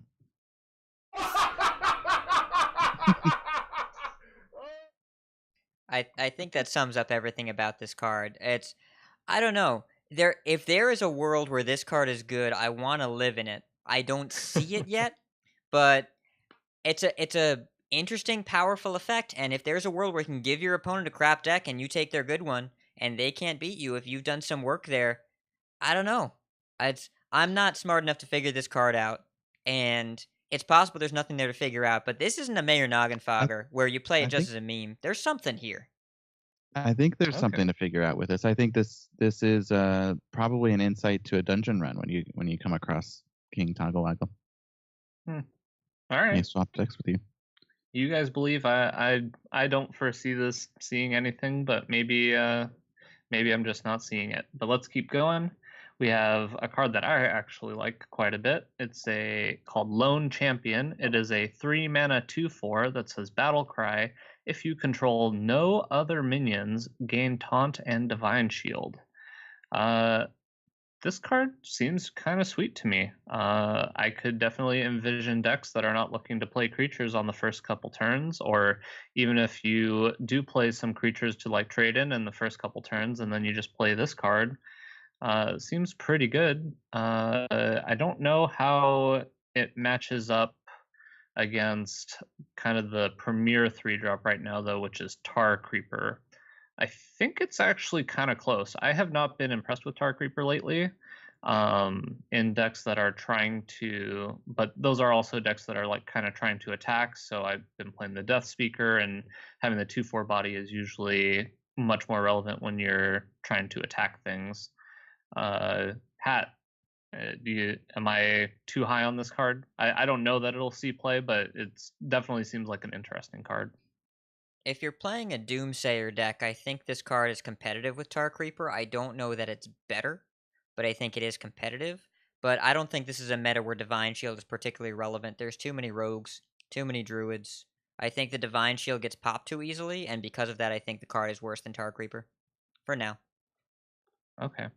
I was actually, one of the things that was mentioned, or one of the things I was kind of thinking about is 4-but if Duskbreaker, or that whatever that priest dragon is, becomes very commonplace, if you're seeing that card a lot, then 4-but becomes significantly more important. So obviously cards like this go up a bit, and Divine Shield against that card's also pretty good. So that's kind of what I was thinking. Any ideas, Kenny? What do you think? Leftover tournament champions, I guess, or not tournament champions. What's the expansion name? Grand Tournament. Grand Tournament. That's what I think this card should have been a part of. Move on. Okay. All right, next card and last neutral card is Silver Vanguard. It is a 7-mana 3/3 that says Death Rattle, recruit an 8-cost minion. And just so that we go over this, because I know we didn't go over it last week and it was brought up, recruit means that you pull a creature from your deck. Basically, it kind of Yasirages a creature into play. And sometimes there's different restrictions on this. This one only pulls 8-cost minions. I actually don't think that there is a whole lot to say about this card. I can't foresee putting this into any deck. Like, you already have the only card I can, like, the most premier 8-drop I can think of pulling is Tyrion. And I think you just have better ways to pull Tyrion from your deck. Even last set, we had the 2-mana or 3-mana 2/2 that pulls a Divine Shield from your deck, and that one currently sees no play. Have you heard of anything else that could make this a playable card, Kenny? No, I honestly, I've been kind of recently going over the cards, so I'm still thinking about them. I haven't been too akin to the community's comments on it either. It's also a death rattle, so like yeah, it's not. It can be silenced. and it doesn't have taunt. It doesn't have taunt, so like you like have to play it and then wait a turn and then attack, and hopefully you can attack into something and trade, and then you still just played a 7-mana 3/3. Oh god, it's death rattle. I thought it was battle cry. Oh god, this card is so bad.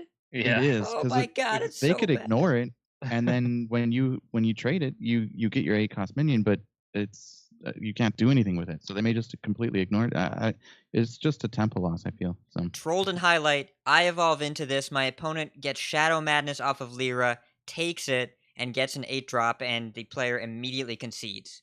Coming to a YouTube channel near you. So it like steals it with Shadow Madness, and then it pulls their Lich King from their deck? Yeah, something big and gnarly. Well, how about if it pulls this card? We'll move on to Druid. And the first card we have is Grizzled Guardian. It is an 8-mana 3/5, but this one has taunt and says Death Rattle, recruit 2 minions that cost 4 or less. This is significantly more interesting than the last card, and also I still think pretty bad. I don't. Is there 2 4-cost minions that you want? That you can think of that like you could specifically get out of your deck and would make it worth playing an 8-mana 3/5 hat? Hoarding Dragons. Druid. Okay. But even then, it's Druid typically wants to play Mire Keeper in this meta, or it wants to be really low curve. You'd have to have some really specific use case to get this. Really specific. And an 8-mana Sen'jin Shieldmaster. It's unless you're getting taunts or something else that's relevant somehow. I don't see like targeted recruit is relevant. This targeted recruit does not seem relevant to me. Yeah. Kenny, any ideas? I'm gonna say no comment. I'm not a fan. Okay. Yeah, I don't think I am either. Okay. So then this card was revealed just before our cast started, so we haven't had a ton of time to think about it, but it is the Druid Legendary Ixalan Fungal Lord. It is a 5-mana 2/4, so another pretty bad stat line, but it says after you play a minion, summon a copy of it, and it is an elemental. So are we looking at elemental Druid here? This definitely, that's a very, very powerful effect. Like we've seen Druid cards that, kind of like this, like the 3-mana 2/2 that every creature you summon gives it +1/+1. That card, while I don't think has really seen any play, is definitely really powerful. I've seen it I've seen it come off random effects from like Rogue, and the big thing is that with the low stat line, you're probably going to need to wait to play this till you have more mana so you can play multiple things in a turn. And I did say before the cast, it's an elemental, and Druid doesn't have a lot of Druid-specific elementals, so maybe Servant of Kalamos, there's something going on with it. But yeah, it's an interesting card. What do you think, Kenny? This may be a card that they're trying to implement with the legendary weapon. You get another 10 mana to just lay down the minions on the board, just some big guys. That's what I see this working with. So it'll be another 5 mana card. Is there another 5 mana creature that we really want to copy with this card? No. You'll gain 10 mana crystals. That's it. Oh, so you're saying so you could you play this card and then you attack with the last charge of your weapon, and then Blood of the Ancient One. Okay. Blood of the Ancient One. We did it. Another Blood of the Ancient One combo. It's this yeah, card. what do you think, Kat? There's something here, and the effect is too powerful to ignore. But I wonder if this is going to be less Brand Bronzebeard and more Spirit Singer Umbra, where it's a clear incremental value game, but it's not worth enough for the cost. 5 mana 2/4. This card is slow. You're gonna have trouble protecting it. Think about Tempo Fandral, how often it dies, and this is later in the game and a slower stat line. Now it's in the class that has Spreading Plague and a whole bunch of various 1/5 spiders. I want to think about what you get that you really want the copy of, where the value can't be out of the battle cry, so it has to be value out of the death rattle or the presence on the board. There's nothing I can think of off the top of my head. It doesn't mean there's nothing there. But the minions that I think would be cool to get copies of, the most powerful effects are like Doomsayer, which obviously isn't super fun. It's just a board clear. Acolyte of Pain, maybe. I can't think of too many maybe death like rattles. A Tar Creeper. 8 mana, play a Tar Creeper, get get 2 Tar Creepers. That's and then not it protects terrible. it, and then you start dropping big things. And if you can ever make this survive and get an Aya down, that's really Jadey. That's super Jade-alicious. That seems very Jade-like. There's got to be something here. We've heard about this card 20 minutes before the podcast, so I don't want to give the impression that we figured it out. It's slow, so it has to be worth the payoff. I'm not sure if it is, but that doesn't mean that it isn't for sure. It just means this is going to take someone inventive to figure it out. I bet Jackie Chan will have an answer, or Savitz. All right. Well, let's get on to the next class, which is Hunter. Let's go over all these Hunter cards that were spoiled since last week. No, let's pass. Okay, that's all of them. All right, on to Mage. First card from Mage is Arcane Artificer. It is a 1 mana 1/2 elemental that says whenever you cast a spell, gain armor equal to its cost. I like this card. I think this card. I'm hoping that this is one of the cards that, when rotation happens, and I think that everybody's kind of hoping that Ice Block goes away.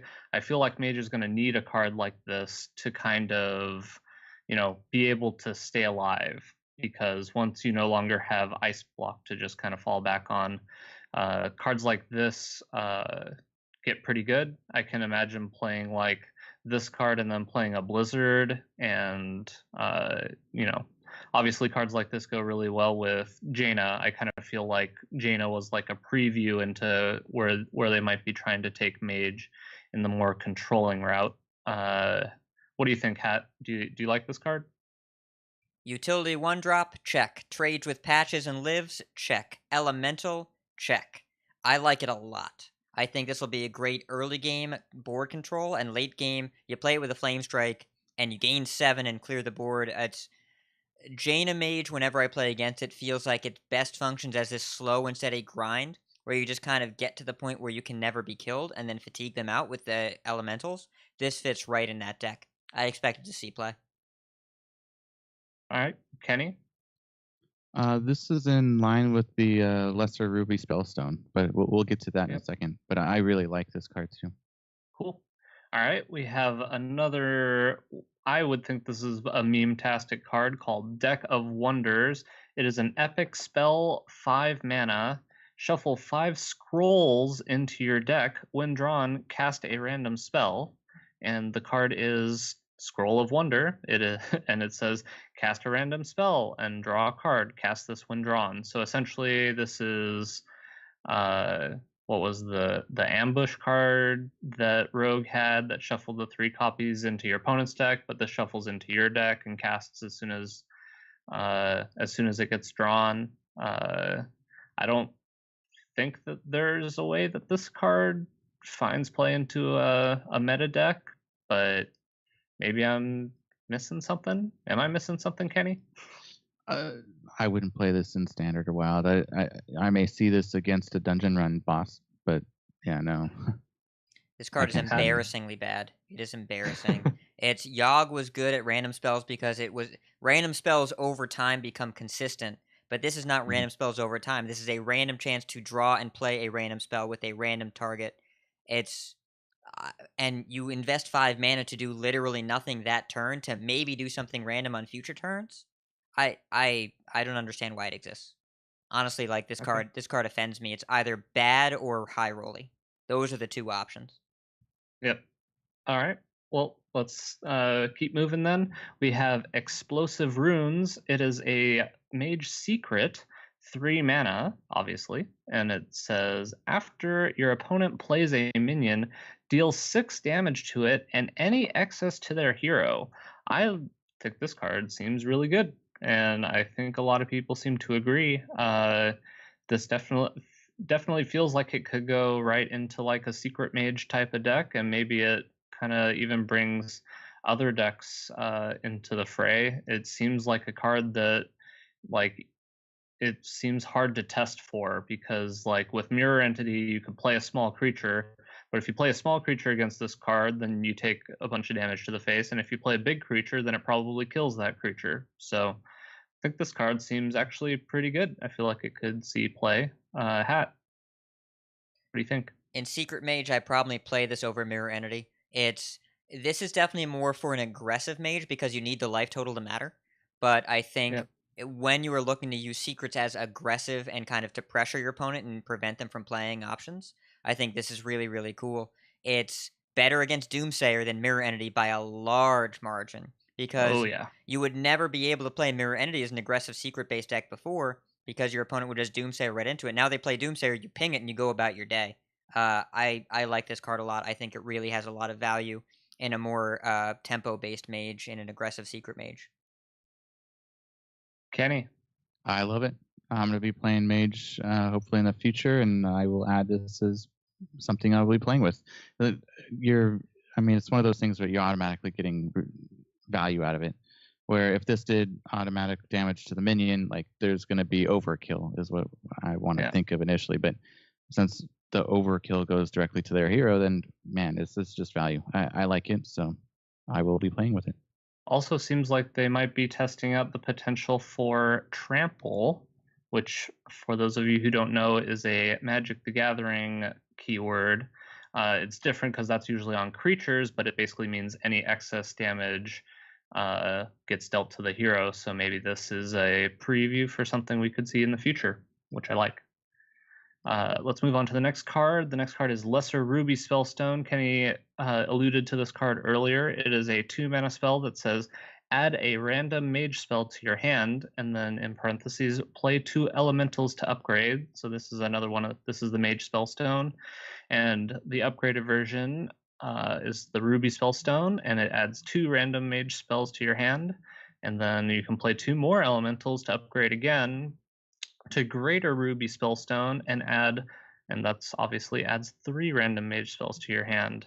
I've seen a lot of people kind of talk about this card in the most obvious would be Quest Mage, but I've been thinking about this card a lot. I don't think that it can work. A lot of people were talking about adding the taking out the Babbling Books and adding the 2-mana 2/1 that when it with the Death Rattle to add a random mage spell to your hand. But the 1 mana we just talked about, the 1/2. So I don't know how many elementals they'll be able to add to the deck to be able to consistently upgrade this, but I don't know. It seems like it would be a good spellstone for over time, keeping your hand filled. But Yeah. again, the hard part is just playing 2 elementals per upgrade. So Yeah, I mean that's the thing I was kind of thinking is just that I don't think this goes into Quest Mage. I think this might go into potentially a different mage deck, like an elemental mage deck. We're going to talk about a card next. Actually, we should probably just talk about it now. It is the Leyline Manipulator, 4 mana, 4/5 elemental that has a battle cry. If you're holding any cards that didn't start in your deck, reduce their cost by 2. So we have these 2 elementals and this lesser ruby spellstone. I'm kind of starting to envision an elemental mage deck. It seems like they might be trying to push that, you generate a couple random spells because most of the mage spells are really good, and you have these really powerful elementals that kind of synergize with all of this. And I just don't know that the Lesser Ruby Spellstone is going to be consistent enough. I think that Quest Mage, to make it better, obviously needs to be more consistent, and I think this makes it less consistent to be able to upgrade it. So the mana discount you're getting off Kabbalist Tome isn't as good. I'm going to interject here real quick. I don't see Go it ahead. really more of a quest mage, but I see it more of like a control mage, like we were talking before with Frost Lichena. But Hat, do you see this as more of like? Do you think they could get away with a control type elemental spellstone mage deck?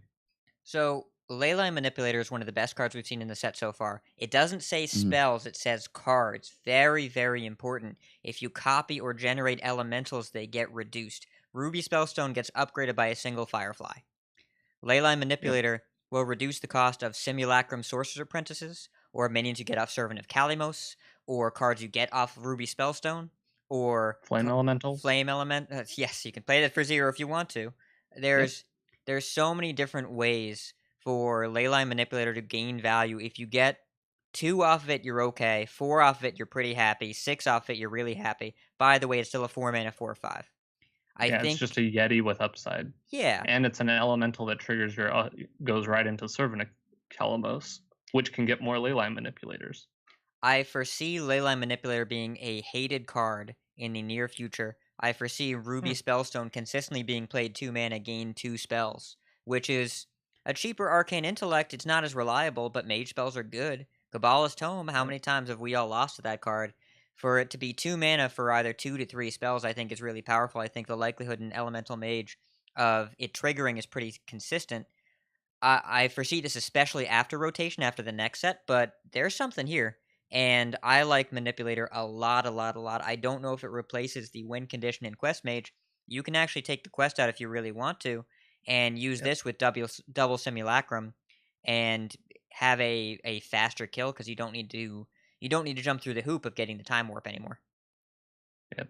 And actually, cards like Leyline Manipulator make Luneth look even potentially more powerful, because if you can reduce the cost of cards, and like if you can play a Luneth, draw some cards, generate some random cards, and then Leyline Manipulator to dump all your cards because you're drawing so many so quickly, that's another kind of bonus for it. Cost reduction is always very, very powerful in Hearthstone. But anyway, we got to keep going, and this last mage card is actually pretty sweet too. It is called Raven Familiar. It is a 2 mana 2/2 beast that says Battle Cry, reveal a spell in each deck. If yours costs more, draw it. So this is Spell Joust. Obviously this card is potentially quite powerful, but the most interesting thing to me is I believe it was Dave Kosak said that if they redid Joust, they would make ties win. And I guess that didn't make it in before they decided to go forward with this card, because that's not quite how it works. You see this card going into any decks, Hat? It's a 2-drop. It's a beast. Maybe. You can even if you engineer this to win consistently. I don't know. I don't see this being better than current options. There are so many good mage 2-drops right now. I don't really see this making the difference. You'd have to consistently win. You'd have to not play Frostbolt and Primordial Glyph, and I don't think any mage deck would ever be willing to cut those 4 cards. Yeah, I don't see it. Kenny, do you see it? This seems like a very familiar Raven. Another 2/2 beast. Oh, yeah, Enchanted Raven. That's right. Did you make that joke on purpose? I did. Okay. I wanted to make sure Alright. you weren't just the greatest accidental jokester alive, because I was about to give up my crown. No, that's my only comment. We can keep moving to some good cards. I mean, All right. not that this is bad, but I mean, it's it's nothing to write home about. All right, on to Paladin. We have Benevolent Djinn. Or is it Benevolent Djinn? You Gin. just don't Yeah, pronounce like it. the alcohol. Jin. You don't Got say it. the D. Okay. Got it. All right. 3 mana, 2/4 Elemental. At the end of your turn, restore 3 health to your hero. So it's kind of like a mini Rag Light Lord. Generally, my biggest problem with restoring health on a minion that costs as little as this one does is that a lot of times you haven't lost 3 health by this turn, especially in the majority of Paladin decks. But I do remember there being kind of an elemental Paladin deck, so maybe this makes it in to it. This was a few months ago. I think Hearth Coach played like an elemental Paladin deck on their podcast. So maybe I mean that is a very powerful ability if you've actually lost 3 health, but 3 mana 2/4 maybe. What do you think, Kenny? I was thinking the same thing as you when I first saw it. The only thing I was thinking is when you play in a very aggressive paladin, if you have a lot of low cost cards, and you'll definitely want something to kind of keep you alive too. So I'd have to take a look at this more, and there might be something out there, but I really don't see this being in play. And maybe a more control-y paladin that's not trying to play stuff as early, and so you've taken a little damage, and you play this a little later to start recouping some of the damage. I don't know. What do you think, Hat? I think it's also more a part of the Spellstone too. What they're trying to kind of add to the game to help with the Spellstone. Again, we should cover the Spellstones first before we go over other ones. Yeah. Well, I put it up on screen. You can't really talk about this without talking about Lesser Pearl Spellstone. 2 mana, summon a 2/2 Spirit with Taunt. To upgrade it, you have to gain 3 health. You have to restore 3 health. And that makes it a 4/4 Spirit with Taunt. The second time you upgrade it becomes a 6/6 Spirit with Taunt. It's 3 health each time. I think Control-y Paladin is where you have to go with this, where you have to be playing a deck, and because Lesser Pearl Spellstone is not a minion, you can play it with Recruit in some fashion, and the Benevolent Djinn would definitely fit into a more controlling style if your early minions are just maybe Righteous Protectors and Doomsayers. And there's another card called Call to Arms, which is actually the next one we're going to cover. All of these kind of work together to make a different kind of archetype than we're used to seeing. Benevolent Djinn, if they have to trade into it to kill it, it's 3 mana, gain 7. You gain the 3 health back, and then they trade into it, and that's 4 health off the butt of this minion. And it might trade down and stuff in the meantime. And if it stays on the board, 3 life a turn is a lot. I mean, think about Priest of the Feast, how much that kind of gets the game out of reach pretty quickly. If that sticks on the board, it doesn't ask anything of you other than to play the card. I think the stat line along with the health is worth it for some decks, not for others. I could see the card seeing play, and I see Lesser Pearl Spellstone absolutely seeing play along with it. You just need to upgrade it once, and it's a pretty effective card. Yeah, I still see this. It could be played in a very aggressive style paladin deck too. That goes back to me playing aggro paladin, and they've gained a lot of buffed cards. I mean, paladin's a buffed card class, but I'm sure there's ways to play around this with this. But yeah, we can move on. I don't mean to stay on it so long. Yeah, maybe if you're using your weapon a lot, you can use that health gain kind of more immediately, and having big butts in a deck that's buffing its own minions is generally pretty good because it's more likely to stick around for a turn. But Hat talked about this card. It is Call to Arms. It is a 4 mana spell. Recruit 3 minions that cost 2 or less. Sounds like you've thought about this card a bit, Hat. What do you have for me on this card? Imagine if the only 2 drops in your deck or less are Righteous Protectors and Dirty Rats. How good is that? You just get a ton of taunt in a very short amount of time. Now think about it. Imagine your deck is full of Murlocs. Imagine you get a Tide Caller and 2 Hydrologists. Oh no, I only got 2 2/2s and a 1/2 on turn 4. That's pretty good, right? It compares favorably to Doppelgangster, which, it doesn't see a lot of play in outside of Evolved Shaman, but you can build your deck to make this really good. And even if you don't, 3 minions for 4 mana, as long as you're getting 2 drops consistently or the 1 drops you're getting are valuable, you can get some combination of Doomsayers and Taunts, you can get some combination of Murlocs, you can get some combination of low cost, high power minions. This is a deck building challenge that I think will be met. I expect this card to see play. I think the ability to recruit 3 minions is too powerful to ignore. And in Wild, this card is super gross with shielded mini bots. Just so gross with shielded mini bots. Yeah. Yeah. And maybe even a Noyotron. Yeah. Can you imagine in that same world a priest playing Shadowword Horror? I mean, I can imagine it, but so priests have plenty of board clears in Wild. They don't matter. It's board clears against Dude Paladin are just like a gentle suggestion to maybe slow down a little bit. Maybe this helps you refill after they Dustbreaker you. Yeah, I could easily see that. Or maybe it makes it so that I really see it as a defensive card as well. Again, Dirty Rats, Righteous Protectors, and Doomsayers. You just Control Paladin going into this expansion, the only low drops were Hydrologist and Doomsayer. So you just take out the Hydrologist and you put in other cards that slow down the early game. It's very easy for this to gum up the board very quickly. Cool. I can see it. All right, let's move on to the Paladin Legendary Linessa Sunsorrow. It is a 7-mana 1/1. Okay, and it says Battle Cry. Cast each spell you cast on your minions this game on this one. I know a lot of people are kind of just saying, oh, if you've cast a Blessing of Kings and a Spike-Ridge Steed. Spike-Ridge Steed. If you put a Kodo on this, then this comes in and it's a 7/11 or something with Taunt, and when it dies, you get a 2/6 with Taunt. While yes, that is true, I don't know how you're fitting the 7-mana card in the deck that's trying to run Blessing of Kings and Spike-Ridge Steed. You already have Tarim and Tyrion, and I've seen some decks that were even cutting Tyrion at some point. So outside of the Paladin quest deck, I don't really see this being as good as people seem to think it's going to be. Am I wrong, Kenny? Do you see a place for this card?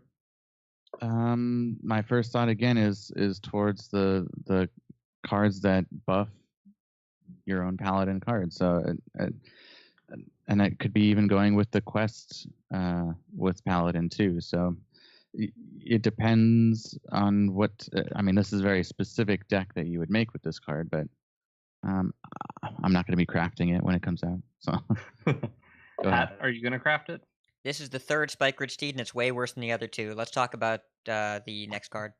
All right. Yeah. Unidentified Maul. It is a 3-mana 2/2 weapon that gains a bonus effect in your hand, and these bonus effects are actually different. I wasn't sure how that exactly worked, but the bonus effects you can get is Battle Cry, give your minions +1 attack. Battle Cry, summon 2 1/1 Silverhand recruits. Battle Cry, give your minions Divine Shield, or Battle Cry, give your minions Taunt. So it actually seems kind of interesting to me. I think of these type of cards that get the different effects, this is probably the closest to being playable, and I still don't think it's probably that playable. I don't know. Hat, what do you think? I want it to be good so bad. All of the effects are good at certain points, but you can't choose which one you get, which probably makes this card arena only. And I bet this card is bonkers, insano, nutso in arena. It's close enough to a Coghammer impression in arena that card was so good. This card is a pale imitation, still good enough. In constructed, your constructed decks are built for consistency, and this card is not consistent. And each of the effects are good effects sometimes, but not necessarily when you draw it. And you can't put this in your deck, and you're never playing this over Rallying Blade or True Silver. Yep. Unless if it was always 3-mana Battle Cry, summon 2 1/1 Silverhand recruits, I think that card you would see play over the other two. But as you said, it's a random effect. Kenny, do you see something we don't? No, I agree with both of you, and I want to see it as a good card. And yeah, everything Hat just said, he took the words right out of my mouth. All right, so let's get on to Priest. We had that amazing card that I've already talked about multiple times, Dustbreaker. So obviously couldn't have gotten any more broken cards, right? Let's talk about Psychic Scream. It is a 7-mana spell. Shuffle all minions into your opponent's deck, and it's like they knew what I was going to be doing when this card gets played against me. Yeah, so now we have Dustbreaker on 4, Raza on 5, Dragonfire Potion on 6, Psychic Scream on 7, and Anduin on 8. I don't know. This card seems real strong.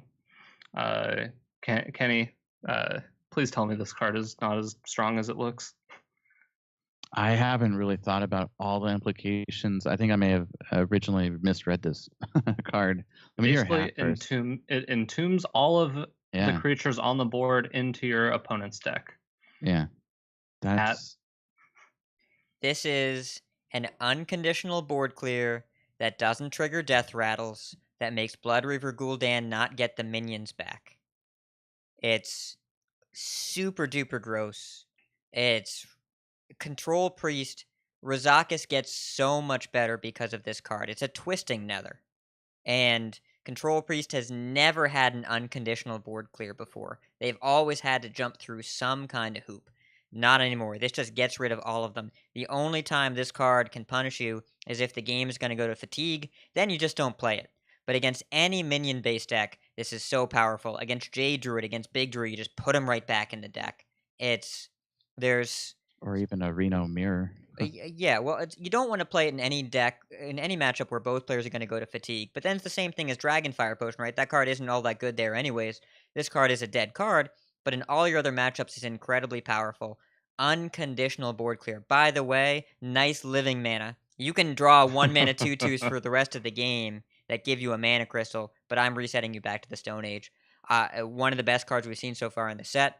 It will make Raza Priest better than it is already, which, to be fair, right now it's not in a great spot, but this card gives it so much more longevity against a lot of its really bad matchups. And again, Zoo was a bad matchup for Priest because Blood River Gul'dan. This solves that problem because you play the Doom cards, I just put them back in your deck. They don't actually die.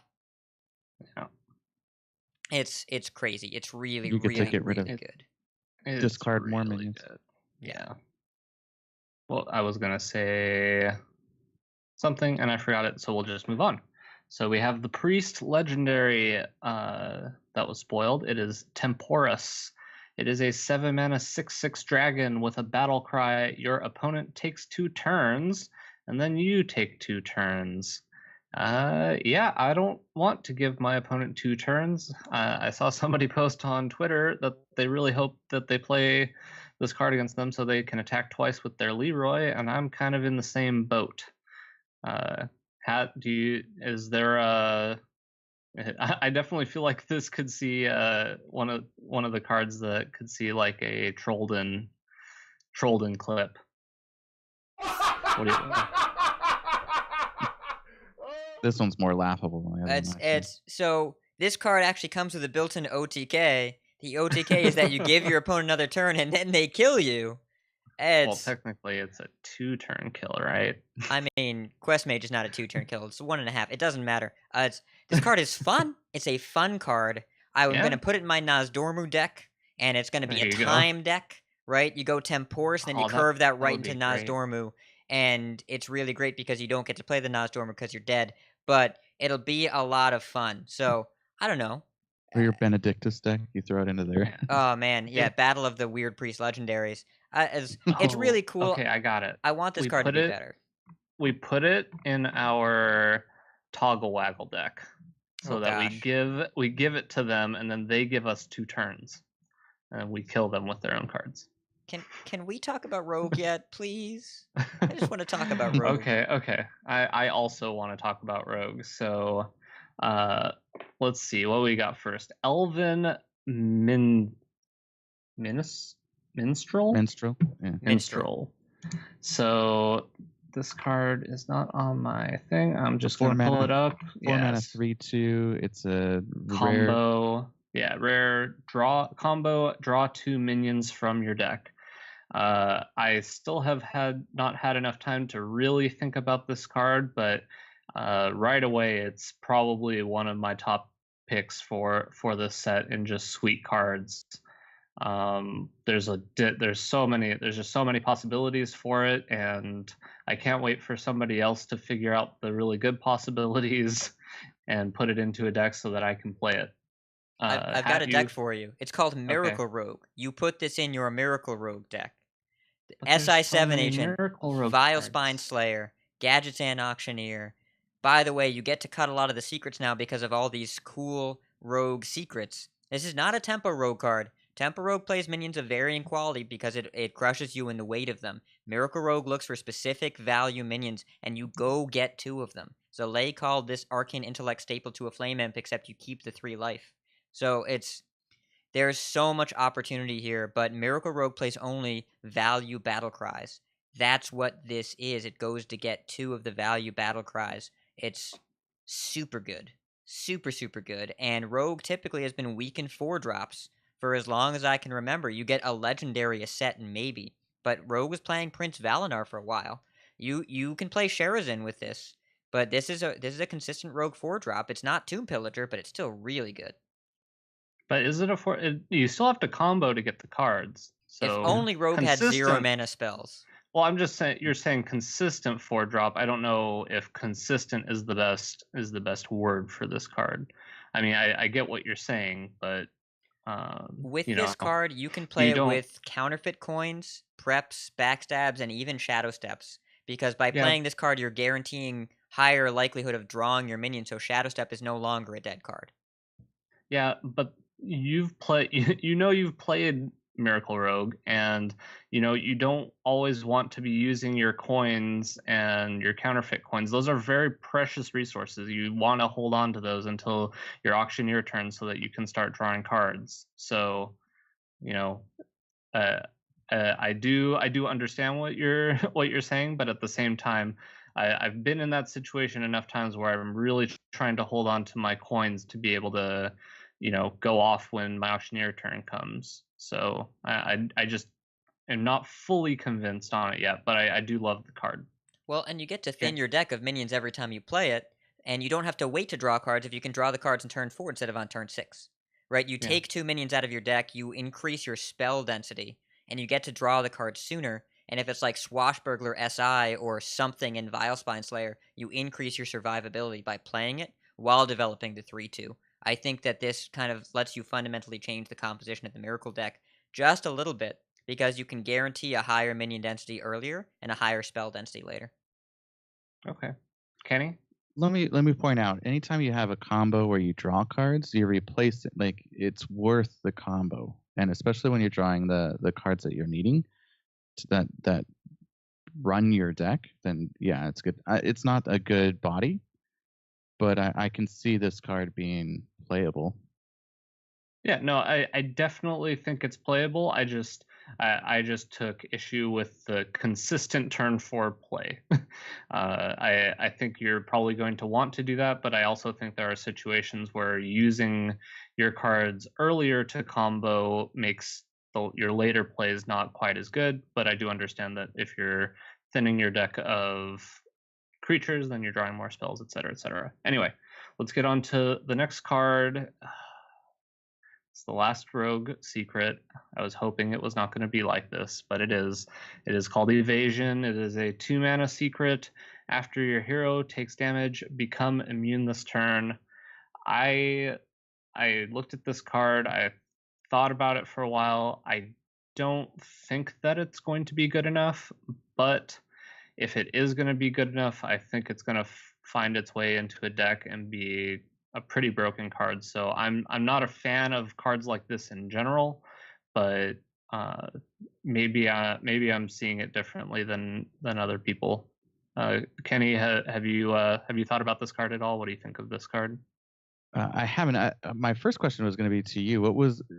You were slightly off on this card. It was prep you were thinking, and Remember how you were Oh, guessing? I was way off on this Oh, card. okay. But I was thinking that they wouldn't make a card similar to Ice Block, and they did, and I want to point out I'm that a little upset about it. that I called it last show, Yeah. and I was joking, but they took me seriously.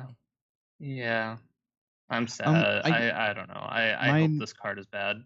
My initial thought is the weapon that gives you immune this turn. I can replace this card with that card, or replace that weapon with this card in my in my mill rogue deck. Well, I don't think you can, right? Because you need to with that deck, you need to be immune on your turn. Yeah. And you'd only be immune on their turn. I mean, you could, if this card's good enough, then that makes sense because you want to you might need that turn to be immune to prevent damage, but it's only preventing damage from second sources, right? So